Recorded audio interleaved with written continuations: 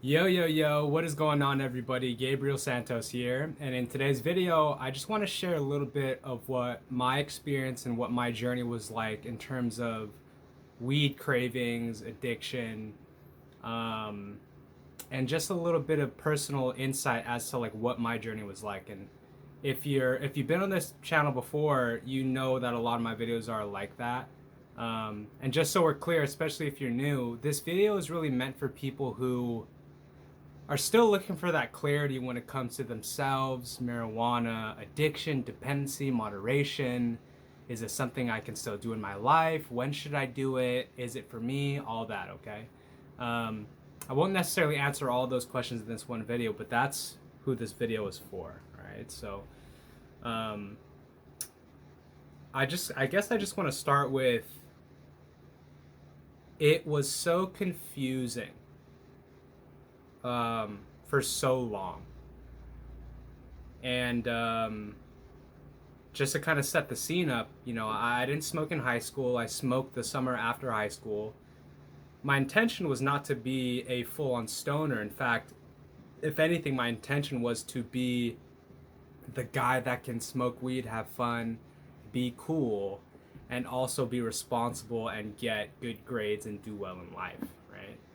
Um, and a little further context beneath that is, in high school, I didn't feel very cool.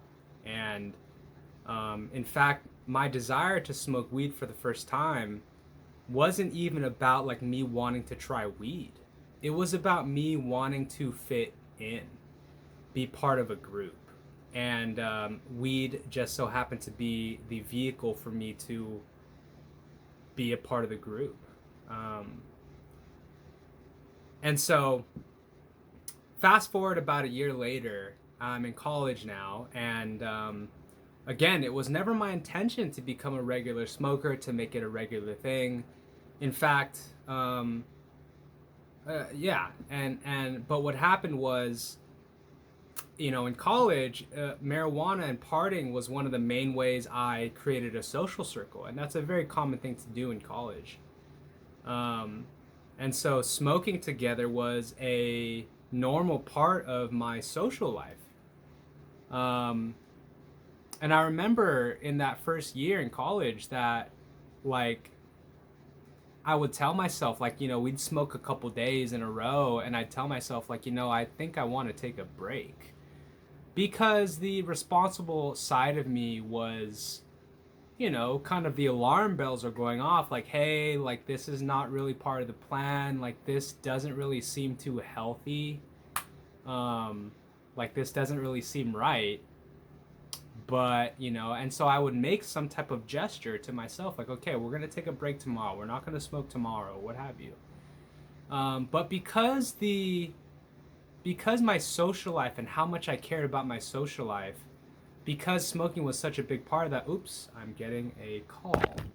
Sorry, guys. Sorry about that, guys. So as I was saying, because my social life mattered so much to me, um, and smoking was a big part of that, I ended up smoking. Um, and there was this conflict between wanting to engage in my social life and wanting to be responsible and uphold my integrity and my values, right? Being responsible, not being a stoner, having boundaries. And so I remember me and my buddy, like, we are like, holy shit, it's been like, we've smoked like 30 days in a row. And I think for both of us, that was new territory. And I'm not gonna lie, I didn't feel great about that. And I think the foundation of my inner conflict with marijuana was heavily tied to seeing marijuana as an avenue for social acceptance.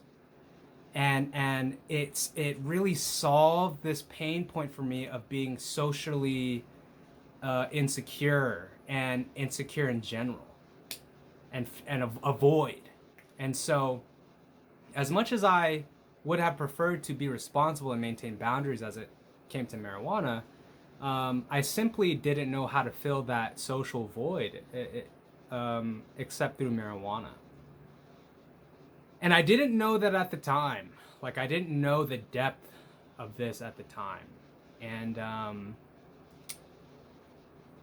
you know, and so 30 days straight, a month straight, 2 months straight. And of course, maybe I went a day or two not doing it, but, and I might have said this in videos before, but before you know it, I had completely abandoned my integrity and my values, and I was sacrificing them in favor of not just marijuana, but a sense of certainty and a sense of, you know, a sense of certainty in my social life that I never had before. And so, you know, that's kind of how it all started. And so fast forward a couple years, I'm a sophomore or junior now in college, and you know, it's bad. Like, I am barely passing in school. I'm not in shape. I'm unhealthy. And my day has revolved around being stoned, because it got to a point where it wasn't just about social stuff anymore. It was like my purpose. Like, my purpose in the day was to be stoned, because that's kind of the best I got, right? Like, especially when things start to slip, right? School, grades, health, you know, all those kind of things. And marijuana is kind of like the only quote unquote good thing in your day, in my day. That, you know, like marijuana was like the only place I could feel good about myself, or feel good in general, like in the act of smoking and being stoned. And so I think in hindsight, the danger was that, not knowing that, you know, what I really needed to do was get my shit together. I think I knew that, but it's just hard, right? And then you just, that slope, that slippery slope, you know, you get so far down that marijuana is all you got, but you know that it's something that you need to put a boundary on. But for me, there was just so much shame and insecurity, and quite literally, I felt like, you know, anxiety, like my nervous system was like a constantly like trembling. You know, anxiety, angst, insecurity, not knowing how to be with myself, be in my own skin. Um, and the thing was, I thought that it was as simple as, I'm addicted to weed, I need to stop, right? Like, that was kind of like the end all be all. But it turns out it's more than just not smoking. It's about really healing. It's about learning how to deal with anxiety in other ways. And if anything, it's about going deeper within and seeing what that anxiety is really about, right? My insecurities, and really dealing with those insecurities, and doing the inner work to shift those things so that I have less insecurity on a day-to-day basis, right?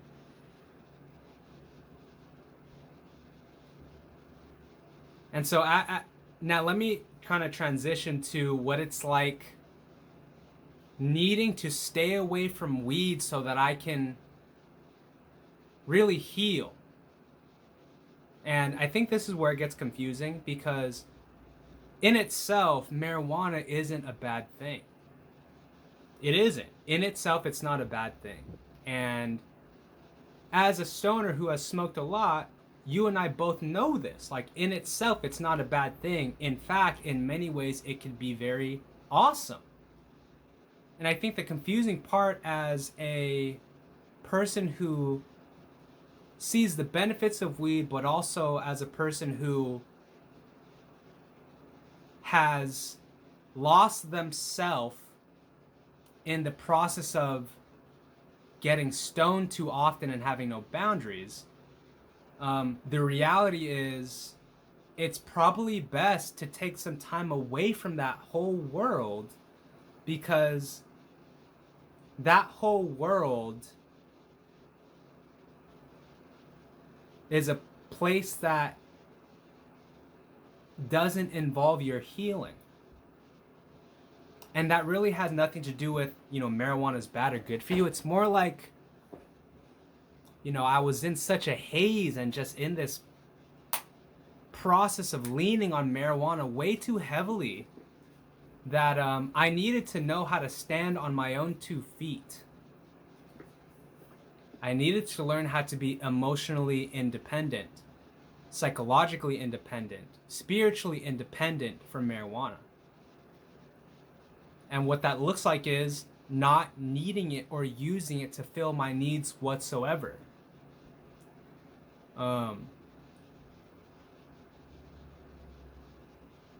And so in terms of cravings, right? I think the one thing I want to say up front is at the end of the day,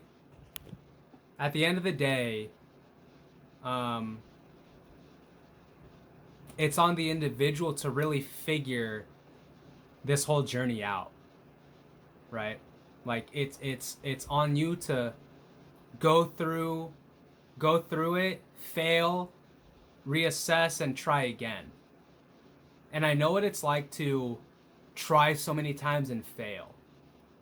But maybe as some encouragement, I failed a lot and I finally had my breakthrough, but it was not without its turmoil and confusion and hopelessness. I had all that many times throughout the years.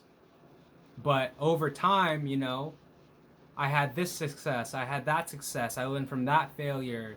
I went through a rock bottom, I went back up, had another rock bottom, went back up. And eventually over time, through trial and error, and, learning from other people and other resources, I found my way personally.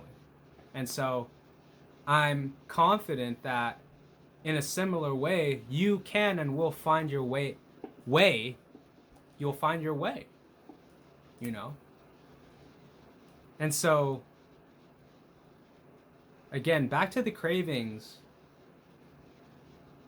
I think that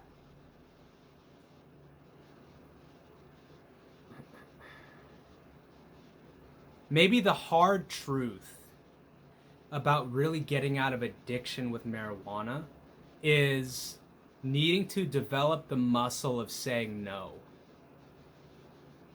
And it's confusing because, you want to ask yourself, well, when is it the right time to smoke, right? And that's something you'll figure out along the way. But I think in general, what's missing is the ability to say no. And what that does to the nervous system is it trains the nervous system to realize that, like, oh, there's a time and a place. I don't just get it anytime I want, right? The nervous system learns, like, oh, I don't just get the marijuana anytime I want. And another piece to this is one of the reasons why the cravings get so loud, especially in the beginning when you take a break or when you quit, is that your day centers around using marijuana in so many different ways. And so the cravings come up because that is your solution for so many issues. Oh my God, I wake up with a feeling of angst. Where's the weed? Because that's how you used to behave. Oh my God, it's 7 a.m. Where's my weed? Oh my God, I have class. Where's my weed? Oh my God, XYZ, where's my weed? And so the cravings are intense and they come at you full circle because quite literally, marijuana is your way to deal and approach your life in probably more than 10 or 20, maybe 50 ways. And so in addition to just learning to say no to marijuana cravings, it's also about rebuilding your life such that you develop new ways to approach your life and the various things that occur in it. Got to find a new routine in the morning that allows you to feel good about yourself and good about your day. You got to find other ways to deal with the fact that you're having stress. Got to find other ways to deal with the fact that you might have this layer of anxiety all the time. And the tricky part and the tough part is that the easy thing to do is just go back to smoking weed, because it is easy. It's as easy as drive over there, get the weed, smoke it, problem solved. And so maybe to end this video a little bit, to give you a little bit of perspective, I think sometimes we just have to learn from our mistakes over and over and over again until they really hammer home. You know, it's kind of like, you know, the child doesn't take the parent seriously until the parent reinforces a new standard over and over and over again. And quite honestly, I think that like falling flat on my face over and over and over again was like almost the only way that I could get to this point, to a degree. And so what you can do with that is just understand that you're gonna fail, most likely, and fall flat on your face, most likely, and make the same mistakes multiple times, possibly. And that's okay, because that's part of it.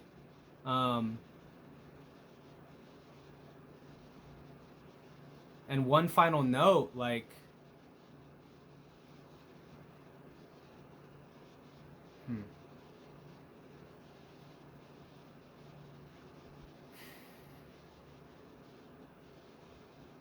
I think maybe one major reason why, not major reason, but what one thing that this is all about, like getting out of addiction and dependence to marijuana, is really reclaiming one's ability to have a life that they want and make the decisions that are best for their life with a sense of freedom and power, where there's not so much energy and attention taken away by this marijuana craving, not demon, but like this little fiend voice that just like, where's the weed, where's the weed? And I think for a lot of us, at the very least, what we want is to no longer have marijuana pull us away, so, you know, and instead we want a sense of clear-headedness and clear emotions and clear spirit, you know, and to really just move on from this cycle of like addiction, depression, and having no sense of control and feeling fucked up and all that, and just wanting to be done with that world and just move on. Like, done with that whole world and just move on.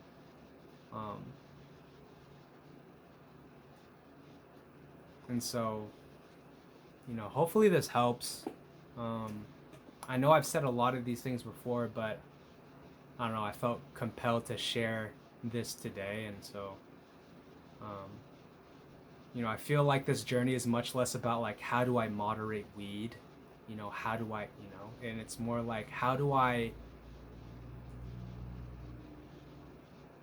be free from behavior that I don't want to partake in? And how do I align myself back with the version of myself that I like being? You know, like just wanting to have a new baseline for how your life is going, you know, other than, God, my life is not going well. God, all I just do is just binge and smoke, and God, I need to do something, and God, but I don't have the energy to do it, and oh my God, can I even, you know, that whole world. And so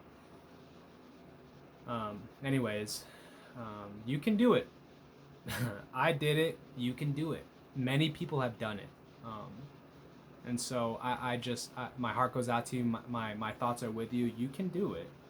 And consider that it's not as hard as you think. It is hard, but it's not as hard as you think. But anyways, that's for you to go through and figure out for yourself. Okay, so anyways, love you all, appreciate you all. Hopefully this video found you well. Please leave a like, comment down below, subscribe if you're new. Oh my god, I'm sounding like a YouTuber. But anyways, I'll see you on the next video. Please give me suggestions on what kind of content or topics you would like to hear from me. But until then, I'll see y'all next time. Peace.